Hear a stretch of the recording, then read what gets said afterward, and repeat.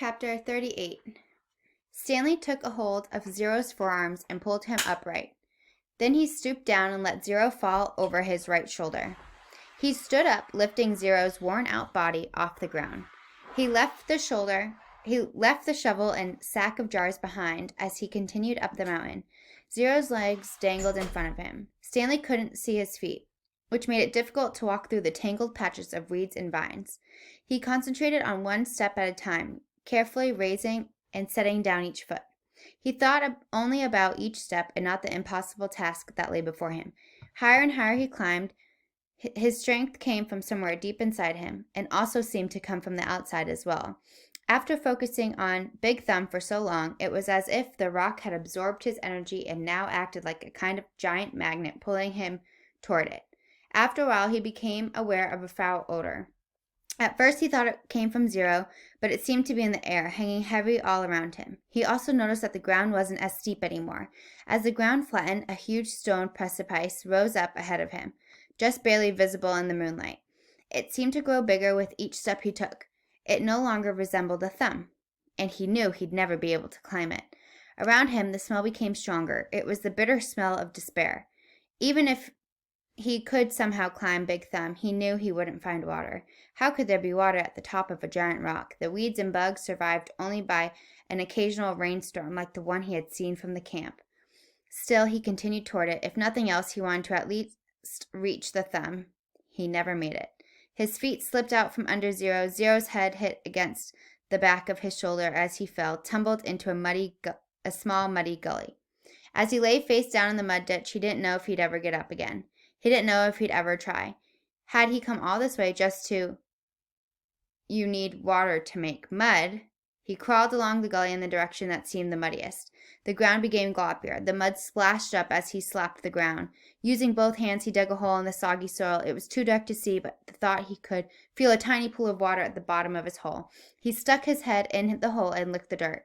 He dug deeper, and as he did so, more water seemed to fill the hole. He couldn't see it, but he could feel it. First with his fingers, then with his tongue. He dug until he had a hole that was about as deep as his arm was long. There was enough water for him to scoop out with his hands and drop on Zero's face. Zero's eyes remained closed, but his tongue poked out between his lips, searching out the droplets. Stanley dragged Zero closer to the hole. He dug, then scooped some more water and let it pour out of his hands into Zero's mouth. As he continued to widen his hole, his hand came across a smooth, round object. It was too smooth or too round to be a rock. He wiped the dirt off, and he realized it was an onion. He bit into it without peeling it. The hot, bitter juice burst into his mouth. He could feel it all the way up to his eyes, and when he swallowed, he felt its warmth move down his throat and into his stomach. He only ate half. He gave the other half to Zero.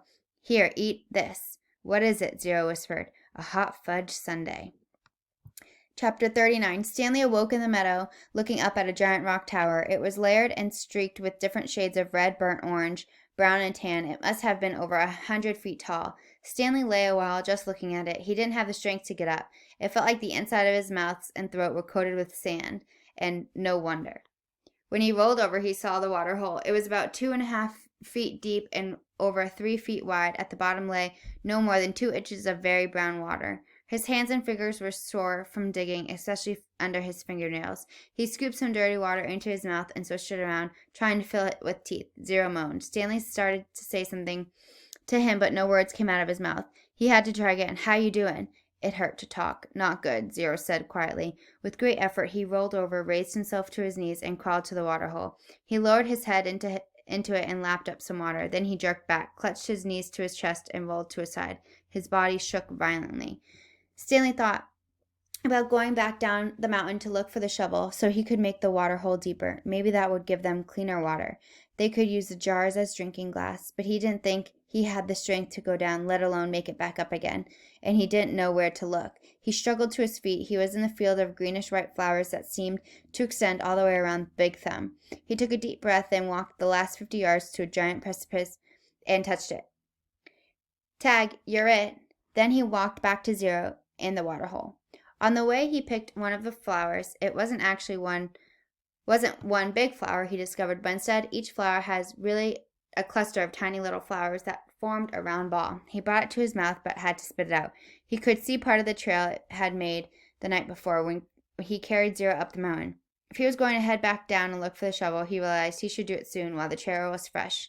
But he didn't want to leave Zero. He was too afraid Zero might die while he was gone. Zero was still laying doubled over on his side. I got to tell you something, he said with a groan. Don't talk, said Stanley. Save your strength. No, listen, Zero insisted. Then he closed his eyes as his face twisted with pain. I'm listening, Stanley whispered. I took your shoes, Zero said. Stanley didn't know what he was talking about. His shoes were on his feet. That's all right, he said. Just rest now. It's all my fault, said Zero. It's nobody's fault, said Stanley. I didn't know, Zero said. That's okay, Stanley said. Just rest. Zero closed his eyes, but then again he said, I didn't know about the shoes. What shoes? From the shelter. It took a moment for Stanley to comprehend. Clyde Livingstone's shoes? I'm sorry, said Zero. Stanley stared at him. It was impossible. Zero was delirious. Zero's confession seemed to bring him some relief.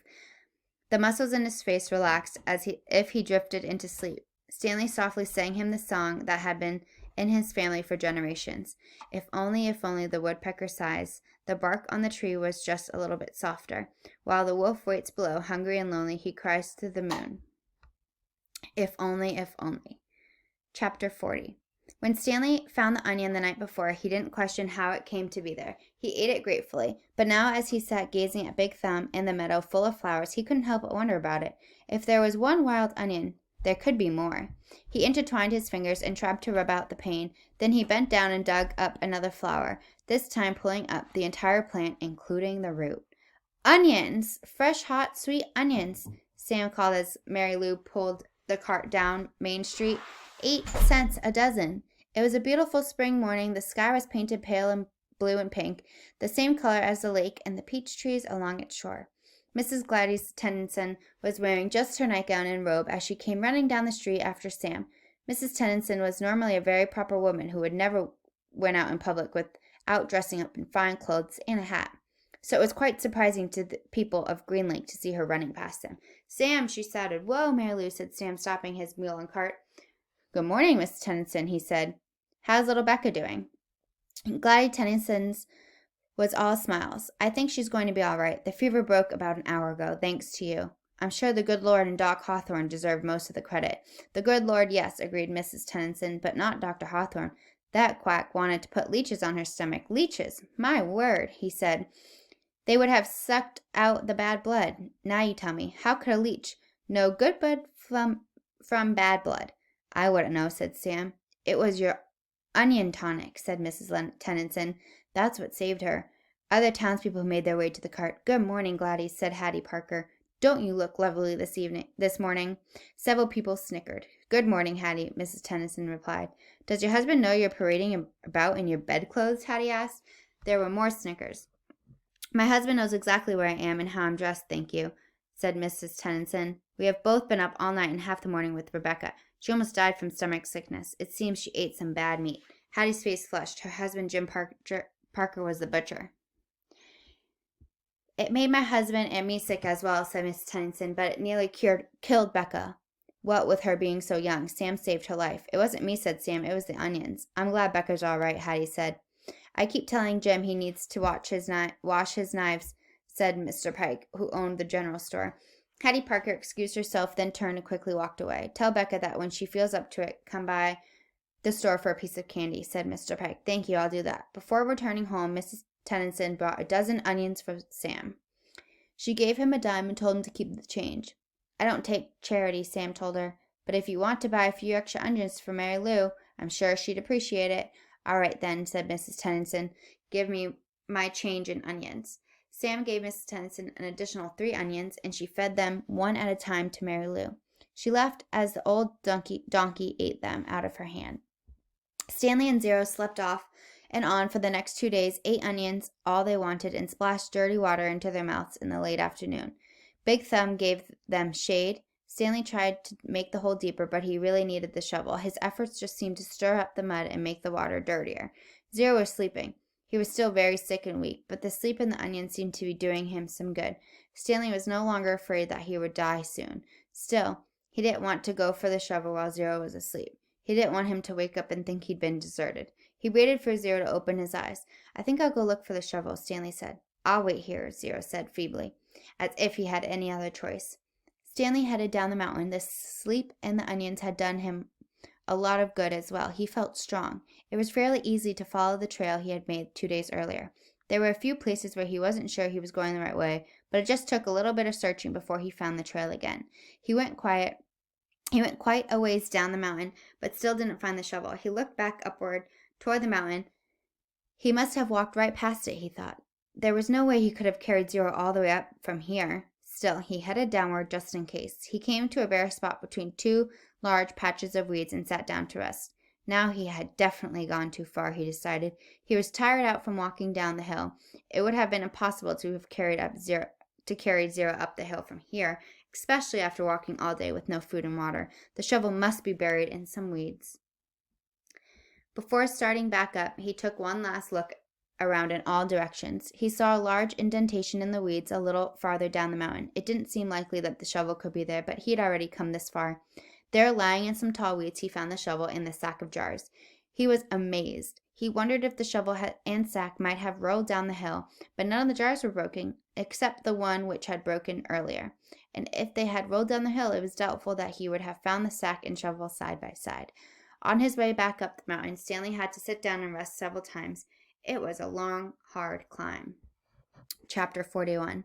Zero's conditions continued to improve. Stanley slowly peeled an onion. He liked eating them one layer at a time. The water hole was now almost as large as the holes he had dug at Camp Green Lake. It contained almost 2 feet of murky water. Stanley had dug it all himself. Zero had offered help, but Stanley thought it would be better for Zero to save his strength. It was a lot harder to dig in water than it was in a dry lake. Stanley was surprised that he himself hadn't gotten sick, either from the sploosh, the dirty water, or from living on onions. He used to get sick quite a lot back home. Both boys were barefoot. They had washed their socks. All their clothes were very dirty, but their socks were definitely the worst. They didn't dip their socks in the hole, afraid to contaminate the water. Instead, they filled the jars and poured the water over their dirty socks. I didn't go to the homeless shelter very often, Zero said. Just if the weather was really bad, I'd have to find someone to pretend to be my mom. If I'd just gone by myself, they would have asked me a bunch of questions. If they'd found out I didn't have a mom, they would have made me a ward of the state. What's a ward of the state? Zero smiled. I don't know. But I didn't like the sound of it. Stanley remembered Mr. Pendensky telling the warden that Zero was a ward of the state. He wondered if Zero knew he'd become one. I liked sleeping outside, said Zero. I used to pretend I was a Cub Scout. I always wanted to be a Cub Scout. I'd see them at the park in their blue uniforms. I was never a Cub Scout, said Stanley. I wasn't good at social stuff like that. Kids made fun of me because I was fat. I liked the blue uniform, said Zero. Maybe I wouldn't have liked being a Cub Scout. Stanley shrugged one shoulder. My mother was a Girl Scout, said Zero. I thought you said you didn't have a mother. Everybody has to have a mother. Well, yeah, I know that. She said she once won a prize for selling the most Girl Scout cookies, said Zero. She was really proud of that. Stanley peeled off another layer of his onion. We always took what we needed, Zero said. When I was little, I didn't even know it was stealing. I don't remember when I found out, but we just took what we needed, never more. So when I saw the shoes on display in the shelter, I just reached in the glass case and took them. Clyde Livingstone's shoes? Stanley asked. I didn't know they were his. I just thought they were somebody's old shoes. It was better to take someone's old shoes, I thought, than steal a pair of new ones. I didn't know they were famous. There was a sign, but of course I couldn't read it. Then, the next thing I know, everybody's making the big deal about how the shoes are missing. It was kind of funny in a way. The whole place was going crazy. There I was, wearing the shoes, and everyone's running around saying, "What happened to the shoes? The shoes are gone." I just walked out the door. No one noticed me. When I got outside, I ran around the corner and immediately took off the shoes. I put them on top of a parked car. I remember they smelled really bad. Yep, those were them, said Stanley. Did they fit you? Pretty much. Stanley remembered being surprised at Clyde Livingstone's small shoe size. Stanley's shoes were bigger. Clyde Livingstone had small, quick feet. Stanley's feet were big and slow. I should have kept them, said Zero. I'd already made it out of the shelter and everything. I ended up getting arrested the next day when I tried to walk out of a shoe store with a new pair of sneakers. If I had just kept those smelly old sneakers, then neither of us would be here right now. Chapter 42. Zero became strong enough to help dig the hole, and when he finished, it was over 6 feet deep. He filled the bottom with rocks to help separate the water from the dirt. He was still the best hole digger around. That's the last hole I will ever dig, he declared, throwing down the shovel. Stanley smiled. He wished it were true, but he knew they had no choice but to eventually return to Camp Green Lake. They couldn't live on onions forever. They had been completely around Big Thumb. It was like a giant sundial. They followed the shade. They were able to see out in all directions. There was no place to go. The mountain was surrounded by desert. Zero stared at Big Thumb. It must have a hole in it, he said, filled with water. You think? Where else could the water be coming from? Zero asked. Water doesn't run uphill. Stanley bit into an onion. It didn't burn his eyes or nose, and in fact, he no longer noticed a particular strong taste. He remembered when he first carried Zero up the hill, how the air smelled bitter. It was the smell of thousands of onions, growing and rooting and sprouting. Now he didn't smell a thing. How many onions do you think we've eaten? He asked. Zero shrugged. I don't even know how long we've been up here. I'd say about a week, said Stanley, and we probably each ate about 20 onions a day, so that's 280 onions, said Zero. Stanley smiled. I bet we really stink. 2 nights later, Stanley lay awake, staring at the star-filled sky. He was too happy to fall asleep. He knew he had no reason to be happy. He had heard or read somewhere that right before a person freezes to death, he suddenly feels nice and warm. He wondered if perhaps he was experiencing something like that. It occurred to him that he couldn't remember the last time he felt happiness. It wasn't just being sent to Camp Green Lake that had made his life miserable. Before that, he'd been unhappy at school, where he had no friends, and bullies like Derek Doone picked on him. No one liked him, and the truth was he didn't especially like himself. He liked himself now. He wondered if he was delirious. He looked over at Zero sleeping near him. Zero's face was lit in the starlight, and there was a flower petal in the front of his nose that moved back and forth as he breathed. It reminded Stanley of something out of a cartoon. Zero breathed in, and the petal was drawn up, almost touching his nose. Zero breathed out, and the petal moved toward his chin. It stayed on Zero's face for an amazingly long time before fluttering off to the side. Stanley considered placing it back in front of Zero's nose, but it wouldn't be the same. It smelled like Zero had lived at Camp Green Lake forever. It seemed like Zero had lived at Camp Green Lake forever. But as Stanley thought about it now, he realized that Zero must have gotten there no more than a month or 2 before him. Zero was actually arrested a day later, but Stanley's trial kept getting delayed because of baseball. He remembered what Zero had said a few days before. If Zero had just kept those shoes, then neither of them would be here right now. As Stanley stared at the glittering night sky, he thought there was no place in the world he would rather be. He was glad Zero put the shoes on the parked car. He was glad they fell from the overpass and hit him on the head. When the shoes first fell from the sky, he remembered thinking that destiny had struck him. Now, he thought so again. It was more than a coincidence. It had to be destiny. Maybe they wouldn't have to return to Camp Green Lake, he thought. Maybe they could make it past the camp, then follow the dirt road back to civilization. They could fill the sack with onions and the 3 jars with water. And he had his canteen as well. They could refill their jars and canteen at the camp, maybe sneak into the kitchen and get some food. He doubted any of the counselors were still on guard. Everyone had to think they were dead. Buzzard food. It would mean living the rest of his life as a fugitive. The police would always be after him. At least he could call his parents and tell them that he was alive. But he couldn't go visit them in case the police were watching their apartment. Although, if everyone thought he was dead, they wouldn't bother to watch the apartment. He would have to somehow get a new identity. Now I'm really thinking crazy, he thought. He wondered if a crazy person wonders if he's crazy. But even as he thought this, an even crazier idea kept popping into his head. He knew it was too crazy to even consider. Still, if he was going to be a fugitive for the rest of his life, it would help to have some money, perhaps a treasure chest full of money. You're crazy, he told himself. Besides, just because he found a lipstick container with KB on it, that didn't mean there was treasure buried there. It was crazy. It was all part of his crazy feeling of happiness. Or maybe it was destiny. He reached over and shook Zero's arm. Hey, Zero, he whispered. Huh, Zero muttered. Zero, wake up. What? Zero raised up his head. What is it? You want to dig one more hole? Stanley asked. Chapter 43.